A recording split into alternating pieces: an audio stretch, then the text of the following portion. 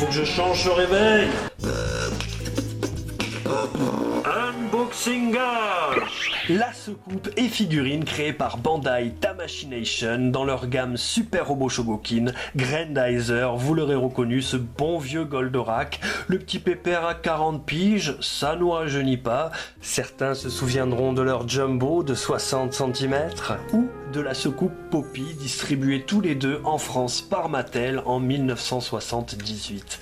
Ici c'est la version gachapon, calmez-vous, une réplique miniature, sachant que le Jumbo ou la Poppy figurine en boîte tourne aujourd'hui autour de 500 boules. Je veux bien être nostalgique, mais je vais me contenter de ce bipack de 2015.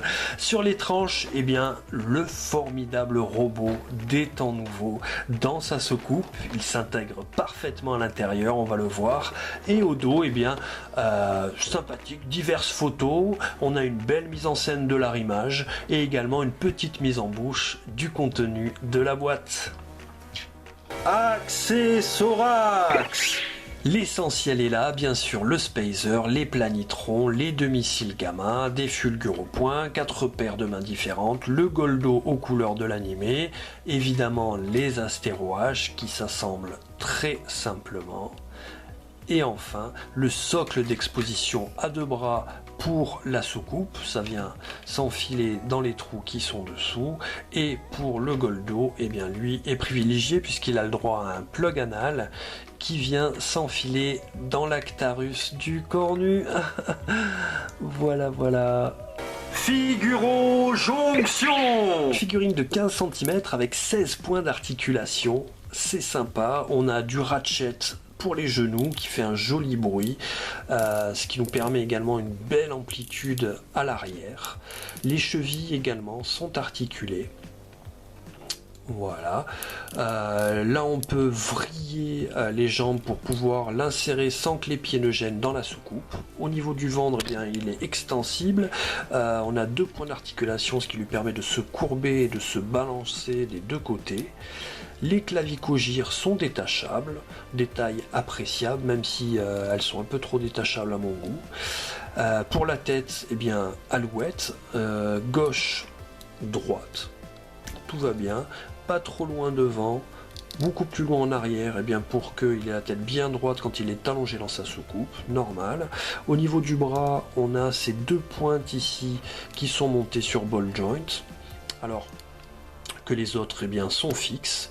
Je trouve que c'est assez bien pensé, puisque même si, eh bien, ça a tendance à se barrer très facilement, notamment quand on le met dans sa soucoupe, ça permet tout de même, eh bien, quand on plie le bras, que ça ne gêne pas et que ça puisse revenir en place. Je trouve ça pas mal. Voilà. Ensuite, on a 2 articulations pour le coude. Et également il peut tourner. Et pour l'épaule, eh bien, on a un mouvement horizontal et également une rotation verticale à 360 degrés qui est possible. C'est très bien. Là, hop, voilà, les clavicogires qui se barrent toutes seules. On va dire qu'il se défend, le bougre. Au niveau des poignets, c'est du ball joint. Ils s'enlèvent et se remettent comme ceci, simple pression, sans s'enlever trop facilement. Donc pour rappel, cette gamme Super Robo Shogokin a moins de métal que les Soul of Shogokin, ce qui les rend bien plus abordables en termes de prix, bien sûr, et plus facile à manier pour des poses dynamiques.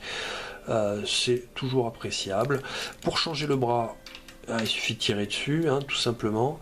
Et ensuite, dans le trou qui est ici, on vient insérer la tige. Voilà. Et là, notre Goldo est prêt à lancer ses Fulguropoints. La soucoupe, quant à elle, est entièrement en PVC avec un beau rouge éclatant. Dessous, on a ce trépied qui peut se ranger pour l'exposition sur le socle. Et une fois que le socle est mis, eh bien, tout ça vient s'incruster dans les petits trous qui sont ici. Et voyez comme la forme est ovoïde. Sur les ailes, on va placer un missile Gamma. Il suffit d'enlever cette petite capsule ici et de venir le clipser. Attention parce que tout ça est assez fragile et pointu. De l'autre côté, on va carrément désolidariser de l'aile, puis comme ceci, enlever le dessous. Voilà, pour y installer, eh bien, les fameux planitrons. Planitron qui sont également assez pointus et fragiles, donc on laisse pas traîner ça quand on a des enfants à la maison. Comme ceci, ouais, c'est de toute beauté.